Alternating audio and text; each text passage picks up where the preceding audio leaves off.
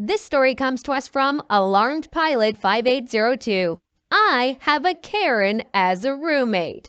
I share a 2-bedroom, 2-bathroom apartment with someone who gets triggered by the most minor things. She thrives on conflict. I do my best not to cause conflict, but that is nearly impossible with this 38-year-old woman who works from home.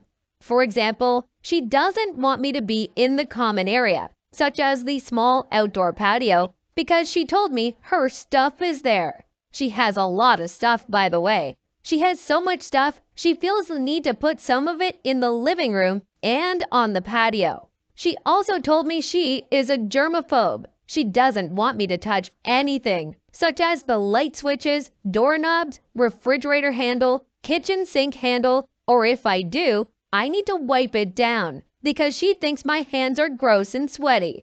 Okay, whatever. As long as she is paying rent, I can tolerate it. This changed when she became a deadbeat. She said she would pay me sometime last week, but hasn't. She actually needed to pay me on June 1st, but I made the mistake of trusting her. I am a bit frustrated, not only at myself, but at her too. I already submitted paperwork to get her evicted, but the notice gives her 2 weeks. Even then, if she doesn't move out, I will have to get a court order to make her move, and that will take weeks. Today, I decided to sit in the living room. When roommate Karen arrived and saw me sitting near her stuff, she freaked out. She called me out and told me not to sit near her stuff. I asked her when she'll pay me back. She ignored me and walked into her room. Then, 15 to 20 minutes later, she walked out while talking on the phone. I asked her again and she ignored me. She walked around me to go outside to the patio and closed the sliding door behind her. I pretty much just chilled next to her stuff in front of the sliding door. When she came out of the patio, I decided to go out on the patio and close the sliding door behind me. After 20 minutes on the patio, I was dumbfounded that she hadn't tried to argue with me yet. That's when I caught a glimpse of her on the phone on the other side of the sliding glass patio doors, glancing at me and hearing her say, "He's sitting on the floor watching videos on his phone." I didn't think much of it. She was probably telling her friend how triggered she was, which is the reaction I wanted. She should know that I have a right to use this space. 10 minutes later, a female cop opened the sliding door. I was baffled. The cop asked me what was going on. I told her my roommate and I had some conflict on rent, and my roommate was mad that I was sitting on the patio. First, she told me my roommate can take a walk if she is triggered by me sitting on the patio. Second, she asked me if I was going through the legal process of kicking her out. I said yes and showed her the emails. She told me to sit tight, then walked back inside. I heard my roommate talking loudly. I couldn't make out what she was saying. Probably talking about how bad of a roommate I am. After 10 minutes, the same cop returned and told me my roommate was rambling about stuff. I just nodded and told her it doesn't surprise me. She went back inside.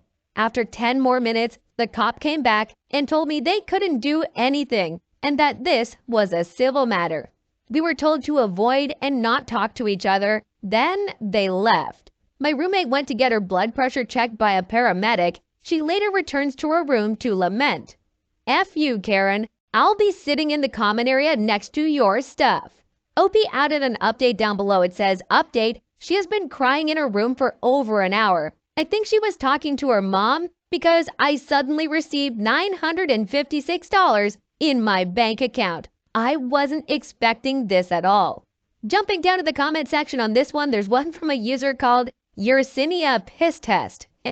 It says, "Nope, thanks for finally paying what you owe, but this isn't working. You're incapable of sharing space, and I'm not going to continue to pretend your behavior is normal. You will have to find somewhere else to live by this date."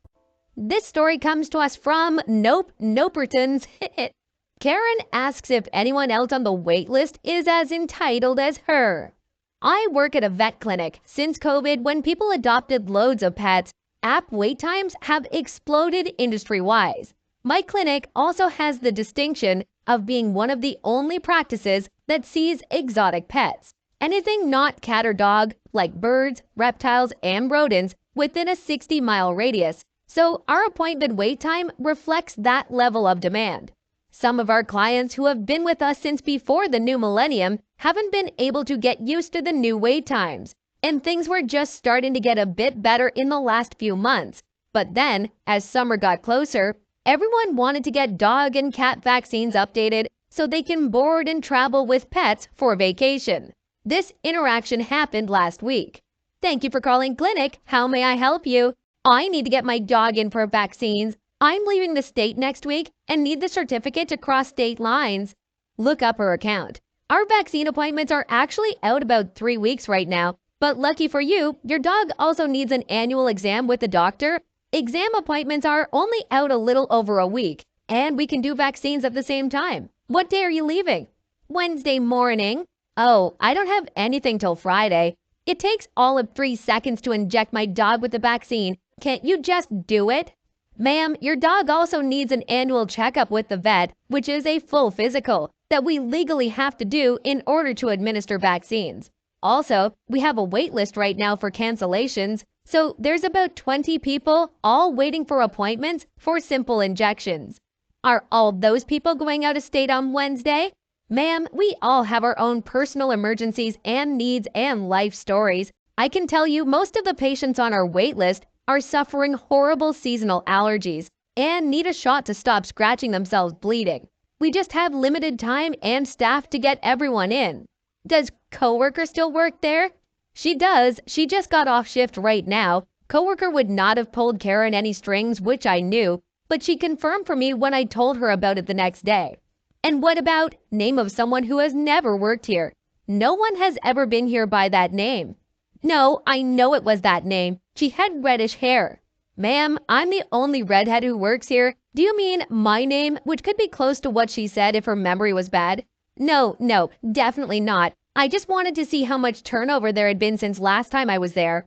Oh well, put me on the cancellation list. I'm sure other clinic will act like they actually want my business though, so don't be surprised if you get a request to transfer my records. Me, knowing we never call waitlist people unless they're on the schedule for a future appointment, but Karen's already hanging up. Okay, bye. We are consistently overbooked to the point of having to stop taking new clients for about 6 months. We're fine weeding out the Karens from our client roster. Also, I'm still convinced she was remembering me as a nice employee before and just getting my name wrong, which I find hilarious. You're totally right, Karen. This place has definitely gone downhill ever since they replaced me with me. Jumping down to the comment section, there's one from a user called Accomplished Ad 3219. It says, I love when they mistake you. I used to have brown hair, went back to blonde. One day I was helping a customer who said, you're so much nicer than that other, my name, who worked here. Did you know her, the brunette? Me? No, never knew her. This story comes to us from Pandapon. Male Karen calls cops for smoking in my car on my own street. This happened last night. I was smoking a cigarette in the car. I can't smoke on my landlord's property, so I pulled into street parking 100 feet away from the house. I wasn't directly in front of any homes, but across the street from them. My partner, who happens to be a black man, walked from our home to the car, and a white man who was jogging stopped and just stared at us. My partner noticed and was wondering why he was checking us out so hard. He left and we continued about our business. I packed my bowl for a quick hit before I go back into my house. Unfortunately, bad timing. The jogger came back and asked what we were doing. He said he lives 2 houses down. I tell him I live here and can't smoke in my home or driveway. He says I should move to the dog park down the street, but I know that park is closed that time of day and I wasn't doing anything wrong. I've been doing this for 8 months without an issue until now. He leaves and I continue to mind my own business until I see he's back outside staring at us. And this time, he's taking photos of our car. I put away my weed and light another cigarette. Moments later, 2 police cars pull up behind me and come to both windows, saying someone called in about people in a suspicious car involving drugs. I explained the same story. I live here and can't smoke in my home, so I'm parked in a public spot. They asked for proof of my residency and I consented. They said there's no reason I couldn't be there and left. I don't know why this guy was tripping so hard. Opie added an edit at the bottom. It says, just to be clear, if the guy was tripping before I even pulled out weed, I didn't drive home after smoking the weed. My partner drove home. Either way, I can see my door from where I parked, and it would only take me 45 seconds to walk there for those concerned about DUIs.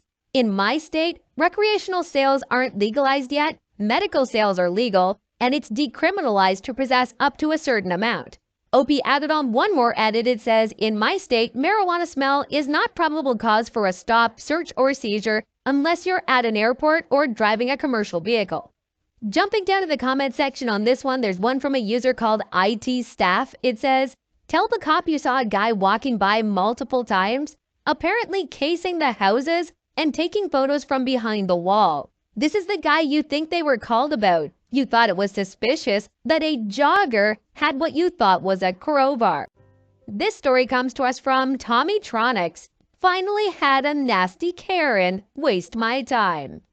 Since I am deaf, I rarely have to deal with annoying Karens because I rely on American Sign Language as an anti-Karen trick. But today, one went out of her way to get police involved. To start, I borrowed my dad's minivan. He has a handicap plate, but since I don't have a handicap, deaf doesn't qualify for handicap parking, I park in normal spots instead. My dad was not with me today, so there's another reason not to park there. When I stopped at a Walmart store for a quick shopping, I found an empty spot next to a handicap spot, very close to the doors. I had just gotten out when a Karen stopped behind my minivan and started yelling at me. I couldn't understand what she was saying and used my anti-Karen trick, ASL. I signed, I can't understand you, but she kept yelling at me and pointing at the van. I ignored her and went into the store. I came out about 15 minutes later to see her still blocking my minivan and a police car coming in. Thankfully for Officer Smiley, not real name, he seemed to be smiling a lot even with crappy Karen and 90 Fahrenheit heat. He can use his lips well, so I was able to understand him without needing ASL or a deaf interpreter. It's when I found out she called because I illegally parked in a non-handicapped spot. I'm like, the F? I explained the minivan belonged to my dad, who does use handicapped spots, but since he was not with me and I do not need a handicapped spot, technically I'm not supposed to use the handicapped spot and parked in a normal spot. Karen's reasoning was I had to use handicap spot because of handicap plate, and it was illegal for car with handicap plate to park in non-handicapped spot. Officer Smiley thought she was just mad because I had a great non-handicapped spot in otherwise crowded parking lot, and she didn't want to walk halfway across the lot in this heat. She was hoping I'd move like she demanded, and her mind broke because I didn't move. I was free to go and I saw Officer Smiley hand her a ticket. I guess for misuse of 911 service. I still had to wait for her to move her car so I could go home and type this up. If you're the woman with dark-colored pixie cut hair driving a silver Camry who called the police on a deaf person in Walmart parking lot today, F you. Jumping down to the comment section on this one, there's one from a user called Surly Buddha. It says, LOL. I have a disabled placard. The F am I supposed to do when all the handicap spots are full? Go home?